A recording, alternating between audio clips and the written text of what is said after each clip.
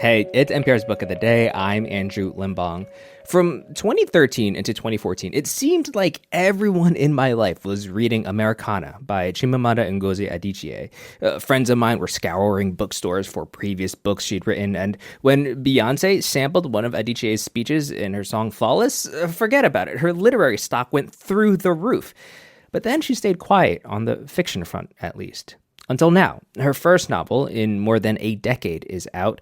It's titled Dream Count. And in this interview, she talks to NPR's Michel Martin about how, in the gap between Americanah and Dream Count, she was learning a thing or two about herself, about how getting to truly know herself allowed the fiction writing process to start up again.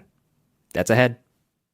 This message comes from Charles Schwab. When it comes to managing your wealth, Schwab gives you more choices, like full-service wealth management and advice when you need it. You can also invest on your own and trade on Thinkorswim. Visit schwab.com to learn more. This message comes from Bluehost. Bluehost can make building a great website easy and offers a 30-day money-back guarantee. Customize and launch your site in minutes with AI, then optimize with built-in search engine tools. Get your great site at Bluehost.com. Nigerian writer Chimamanda Ngozi Adichie's first 3 novels won prizes and critical acclaim.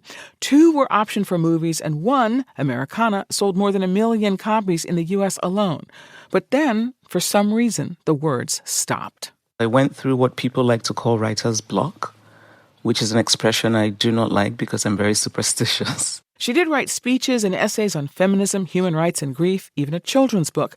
But the novel eluded her, until now. Writing fiction is the love of my life. It's the thing that I think gives me meaning. And it's quite different. I mean, the entire process is very different from writing nonfiction. With fiction, it's magical. Her new novel, Dream Count, just out today, tells the interconnected stories of 4 women, 3 with ties to Nigeria, the 4th to Guinea. But even before the characters came to her, she says, there was a phrase lodged in her mind, waiting to be put to use. It became the first sentence of her book. I have always longed to be known, truly known, by another human being. It's been floating in my head for years, and I knew I would write something with that as kind of the kernel of the story. But I really do not know how these women came. They came to me, and it's difficult for me often to talk about the choices I make in fiction in a very narrowly intellectual way, because there's so much that's intuitive. You said you'd carried that line in your head for years. I wonder why.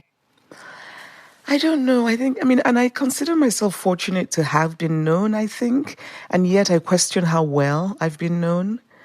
One of the things that happened to me during COVID was that losing my father made me question how well I knew myself.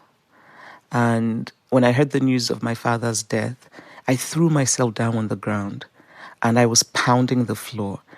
And I did not realize I was doing this. And afterwards, I was shocked by it because I think if you'd asked me how I would react to losing my father, I think I would have said that I would just go numb and completely cold.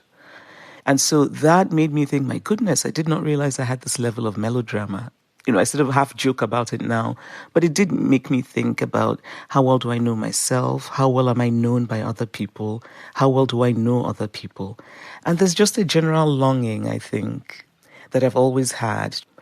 I mean, and I'm very fortunate. I have a wonderful family, so it doesn't come from a lack of love, but still it's there.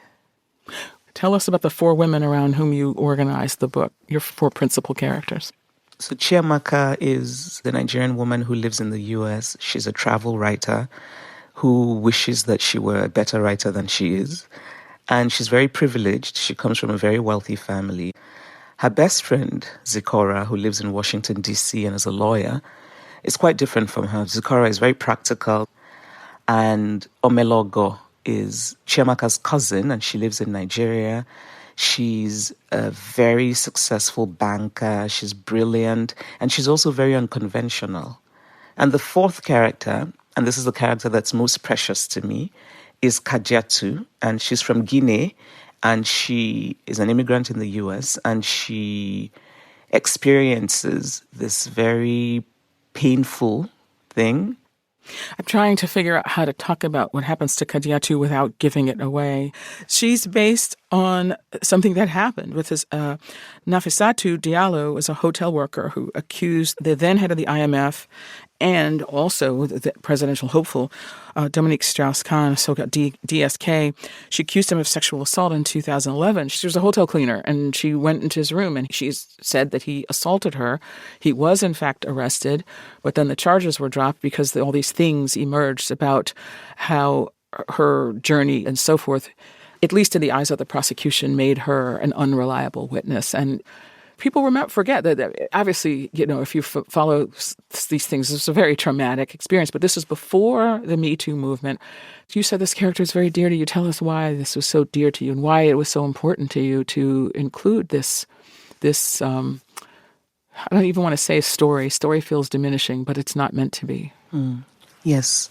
When I first heard the story of this woman who had accused this very powerful man of assault, I followed it very closely. I felt connected to her for, I think, obvious reasons. She's quite different from me. She's from Guinea, I'm Nigerian, she's Muslim, I'm Christian, and she's working class, I'm not. But she felt to me quite familiar and knowable, and I felt protective of her. But it wasn't until the case was dropped that I just felt something like rage. It became for me not just about her. And so this character that I've written, I've actually really invented the character. The character is not her, apart from the tiny kernel of the story of the assault. Yes, you're very clear about that. I just want to make that very clear. Yeah, so it's really not her. I've invented everything. But I think for me that character is not just about Nafissatou Diallo. It's also about all the women, and there's so many women like her across the world, who, because they are powerless, are not given a certain kind of human dignity. We've had a very serious conversation here, but I do have to say the book is very funny. I mean, it's very funny. Yes. But some of the... Okay, all right, I will say this. The men don't come off particularly well in this book.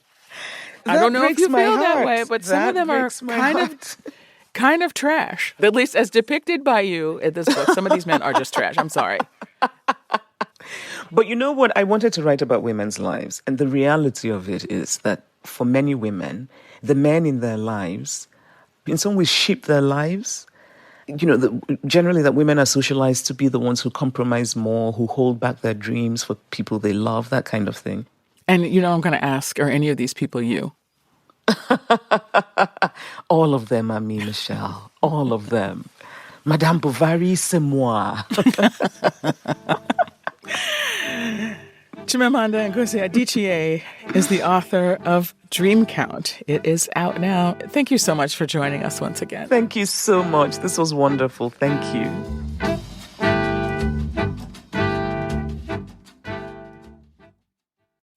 This message comes from Best Western Hotels and Resorts. From adventures to new places, Best Western has you covered. With over 4,000 hotels worldwide, you're sure to find the right hotel for your next getaway. Life's a trip. Make the most of it at bestwestern.com. This message comes from Homes.com. The right agent can make or break your home search. That's why Homes.com provides an agent directory that details each agent's experience, so you can find the right one and ultimately the right home. Homes.com. We've done your homework. This message comes from Warby Parker. If you wear glasses, you know how hard it is to find the perfect pair. But step into a Warby Parker store and you'll see it doesn't have to be. Find a Warby Parker store near you at warbyparker.com/retail.